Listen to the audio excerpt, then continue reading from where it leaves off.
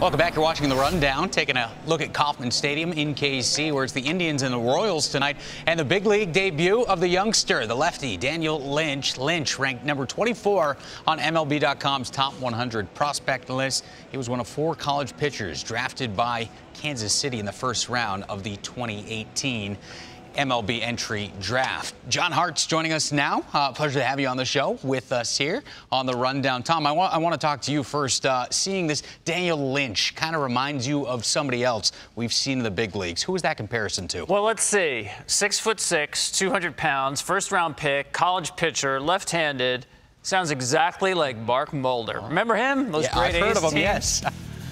Here's the comp between the two of them. Certainly, there's a lot of similarities here. You know, Mark was a guy who's had a great career. Let's see what Daniel does. Always exciting to see someone make their major league debut. This is a guy in college threw a lot of breaking balls. It's a really good slider. The Royals very smartly, once they got him in their system, said throw more fastballs. And we've seen him have a spike in velocity because he's filled out. He's gotten bigger, stronger, of course, but throwing the fastball more. So good changeup, good breaking ball, good slider. And really like Mulder, he's a guy who repeats his delivery well. I think he's going to be a high strikeout guy in the big leagues. And let's take a look at the similarities here. I started with the height, 6'6", right? They start with that traditional squared up position. They start on the third base side of the rubber.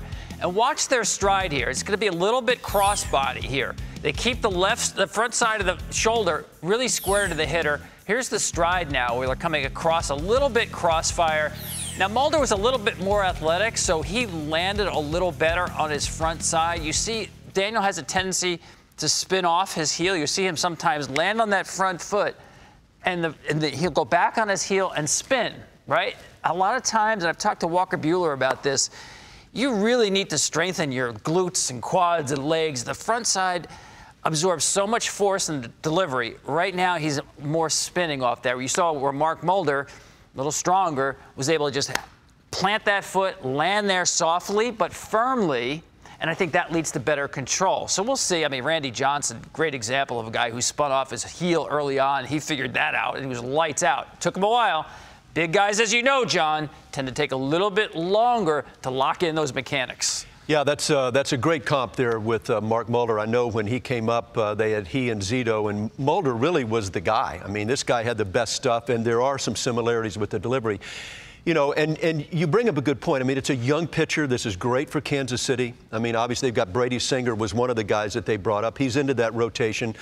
You know, it's a small market club, and they're going to need some of their own guys. And they've got Bobby Witt was another one of their draft picks. But I think going back to Daniel Lynch, you know, we can't expect perfection right away. This is still a young kid that is still developing, still emerging. Coming out of the University of Virginia, you're right. He was more of a curveballer. You liked the arm.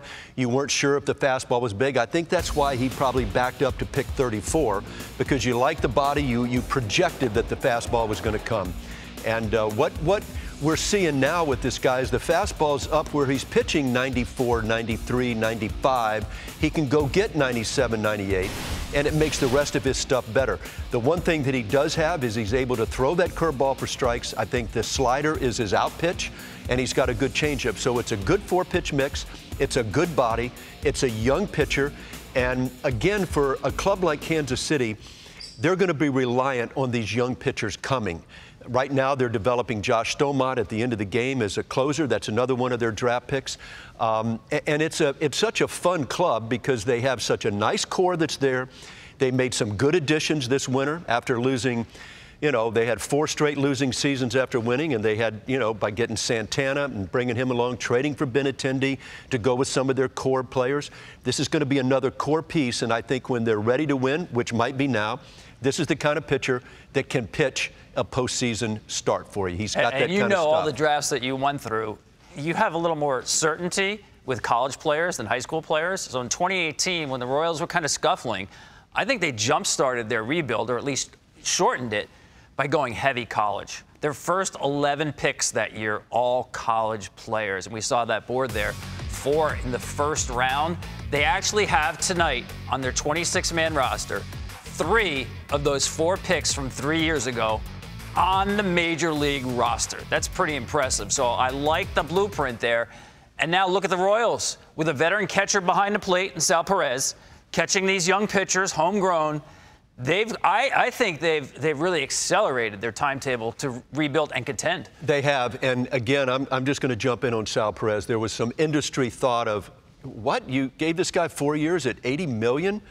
The Royals knew what they were doing. Number one, this has been a leader guy. He's their Yadier Molina, is what he is in Kansas City. This has been a guy for them. He's a good player, had some injuries, there for their. So they said, what do we have coming that we need to develop? Young pitching.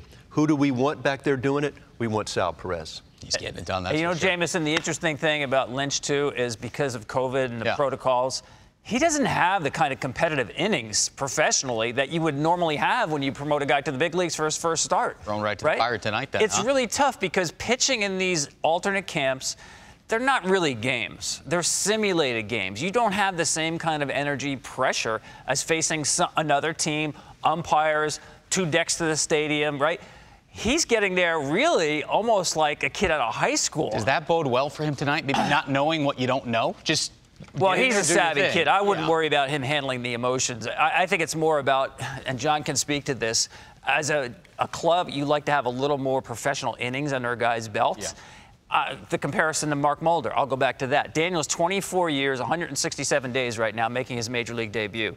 I looked at Mulder's innings in the pros, not just in college, but in pro ball, when he was exactly the same age. Mark was over 500 innings back then. And now Daniel hasn't even had 200 professional innings at the age of 24. So he's just starting his big league career. He wouldn't be a free agent, even if he never goes back to the major leagues until he's 30, to the minor leagues, until he's 31.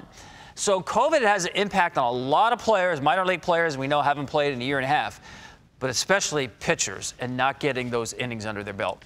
Yeah, and you know, again, it used to be, and it's not anymore, but it used to have the 2,000 at-bats for a young hitter, 1,000 innings for a young pitcher. Those days are gone. They're getting kids up there and they're getting them going. And I think the other thing that you're trying to do, especially if you think you have a chance to contend, what are they going to do with this guy? Is he going to stay up there? Is he going to keep logging innings? Because you're going to have to be cautious with a young kid that's going to be a part of your core. You know, this isn't a kid they're going to come in here and run out 160, 170 innings. They're going to be cautious there.